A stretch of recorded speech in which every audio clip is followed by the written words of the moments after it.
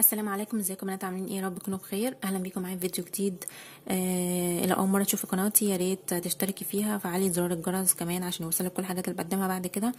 وما تنسيش تدوسي لايك على الفيديو لو عجبك. الفيديو بتاعي النهارده معلش يعني مش هيبقى حاجه هنعملها عمليه يدويه او اكل او حاجه. النهارده هيكون فيديو مخصوص لتعليق جالي.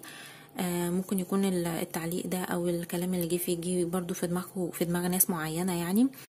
التعليق كان بالظبط كده: يا جماعه ما تعملوش الصينيه دي، او ما تعملوش الطريقه دي، لان هو القماش هيفك. والمفروض ان انا كنت انبه ان هو القماش هيفك، وان هي يعني صينيه مش عمليه والكلام ده وكده. فانا حبيت ان اعمل فيديو ده مخصوص.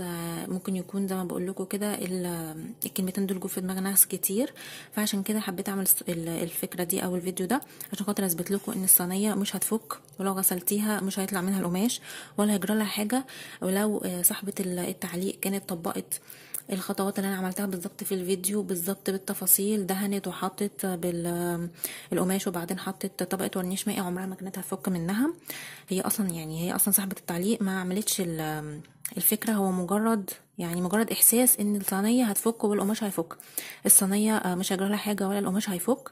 والديكورات التركيه دي يا جماعه مش مجرد ديكور وخلاص، او الحاجات اللي بنعملها في مطبخنا التركي والدهانات والكلام ده مش مجرد ديكور وخلاص، لا احنا بنستخدمها. حاجات بنستخدمها برضو. انا هغسل الصينيه دي قدامكم، وهغسل البطرمان قدامكم. عايزين نغسل المطبخ كله قدامكم اغسله لكم. الحاجات اللي انا عملتها تركي دي كلها بتتغسل. انا وغيري مش بنعمل الفيديوهات دي عشان خاطر مشاهدات وخلاص، وعشان خاطر يعني زي ما بقول لكم مشاهدات. لا احنا فعلا مش هكلف نفسي عشان خاطر انزل اجيب دهان ولون واروق واظبط الدنيا ومطبخي والكلام ده كله، وفي الاخر الحاجات دي هتبقى مجرد شكل يومين وهتبوظ وهتترمي. لا خالص، طبعا انا كنت بجدد في مطبخي ومحتاجه فعلا ان انا اجدد فيه واغير شكله. علشان كده عملت الحاجات دي كلها وسلسله الفيديوهات اللي فاتت دي كلها. كمان عايزه اقول لكم هي كانت بتقول لي المفروض كنتي عملتي اللزق، يعني تلزقي عليه او الستيكر يعني. ما اعتقدش في ستيكر موجود بشكل الحاجات اللي هي الرمضان دي، كل اللي موجود ستيكرات عاديه ورسومات عاديه. ودي الصينيه اللي انا كنت عاملاها معاكم قبل كده من فيديو قديم بقاله كذا يعني فتره طويله على القناه. لزقت ستيكر فعلا، الصينيه كانت مخربشه والصينيه شغاله معايا كويس جدا لان نوع الاستيكر ده كويس وبيتغسل. انما انا كنت حابه ان انا اعمل شكل رمضاني. طيب ده هيتعمل من ايه؟ يا اما قماش خياميه، يا اما المفرش البلاستيك. انما مفرش البلاستيك بتبقى سميكه شويه، دي ممكن تلاقيها طالع الطبقه بتاعتها بره، يعني ممكن ما تلزقش حلو. في مناديل خاصه بالديكوباج بتبقى خفيفه، المناديل دي ممكن نعمل بيها، بس انا مش موجوده مش متوفره، يعني مش هتلاقيها في مصر متوفره كتير. فعشان كده طبعا القماش ده حلو وخفيف، اصلا قماشته خفيفه فهيبقى حلو في الديكوباج. دلوقتي انا هاخدكم على الحوض عملي وهغسل الصينيه قدامكم وهغسل البطرمان قدامكم، مش عارفه اغسل ايه تاني. اي حاجه انا استخدمت فيها دهان واي حاجه استخدمت فيها ورنيش مائي، وهوريكم انها مش هتطلع.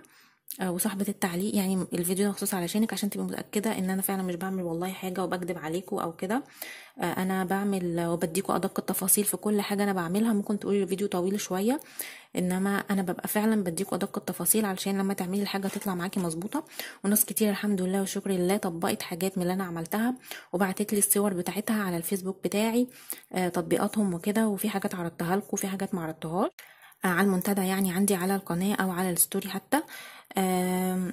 بس كده هروح دلوقتي، يلا نروح نغسل الصينيه. هنغسلها، هنزل عليها ميه وهغسلها كمان بسبونشه عشان تشوفوا هتطلع ولا لا. دلوقتي هشغل الميه قدامكم عشان تشوفوا اذا كانت هتفك ولا لا. اهي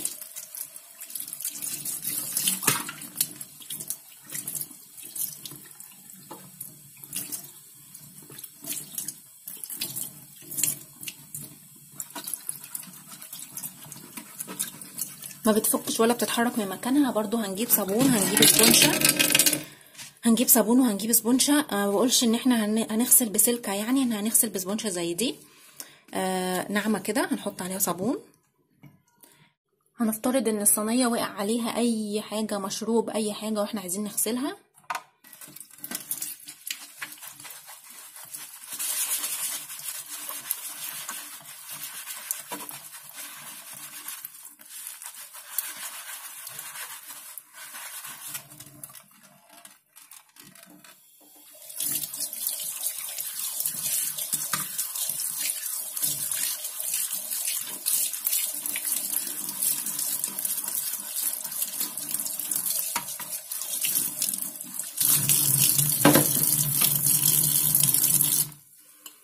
حتى البطرمان ده كمان برضو هغسله معاكم عشان تبقوا متأكدين ان هو مش هيحصل فيه اي حاجة. اهو هنغسله بسبونشة وصابون عادي جدا وهنشطف.